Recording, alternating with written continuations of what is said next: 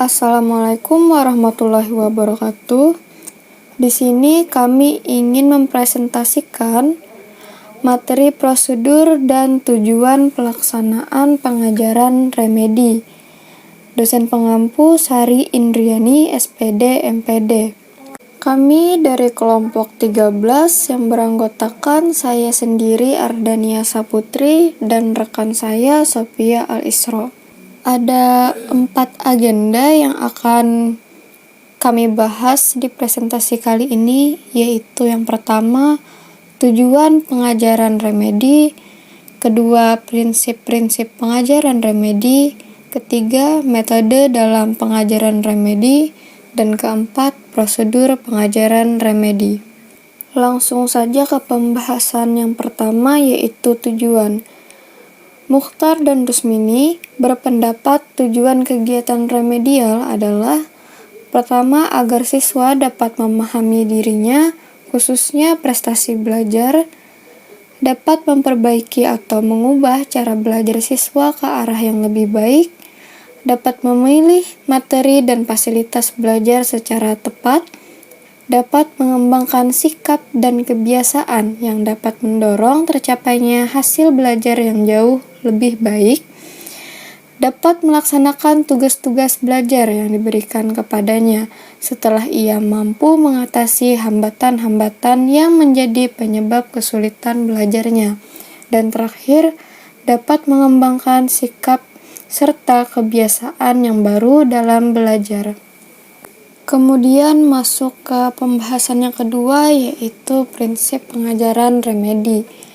Yang pertama ada adaptif, di mana pembelajaran remedial hendaknya memungkinkan peserta didik untuk belajar sesuai dengan kecepatan, kesempatan, dan gaya belajar mereka masing-masing. Kemudian yang kedua ada interaktif, di mana pembelajaran remedial ini hendaknya memungkinkan peserta didik untuk secara intensif berinteraksi dengan pendidik dan sumber belajar yang tersedia. Yang ketiga ada fleksibilitas dalam metode pembelajaran dan penilaian. Dalam pembelajaran remedial perlu digunakan berbagai metode mengajar dan metode penilaian yang sesuai dengan karakteristik peserta didik.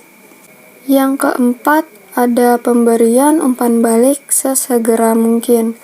Umpan balik berupa informasi yang diberikan kepada peserta didik mengenai kemajuan belajarnya perlu diberikan sesegera mungkin. Yang terakhir ada kesinambungan dan ketersediaan dalam pemberian pelayanan.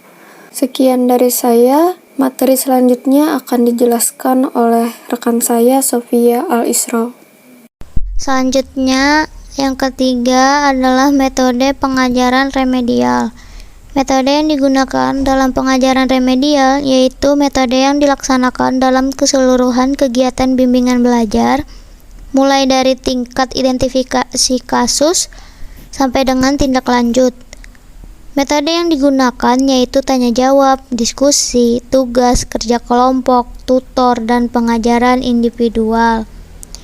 Metode yang digunakan dalam pengajaran remedial mempunyai ciri-ciri. Ada 4 ciri-ciri. Yang pertama, memanfaatkan latihan kasus, menekankan pada pemanfaatan segi-segi kemampuan yang kuat. Yang ketiga, menekankan pada penggunaan multisensor. Yang keempat, memanfaatkan permainan sebagai alat belajar. Yang keempat adalah prosedur. Menurut Arifin tahun 2009, dalam melaksanakan pembelajaran remedi, langkah-langkah yang harus ditempuh adalah sebagai berikut. Yang pertama, menganalisis kebutuhan, yaitu mengidentifikasikan kesulitan dan kebutuhan siswa. Yang kedua, merancang pembelajaran, yang meliputi merancang rencana pembelajaran, merancang berbagai kegiatan, merancang belajar bermakna, memilih pendekatan atau metode atau teknik, dan juga merancang bahan pembelajarannya.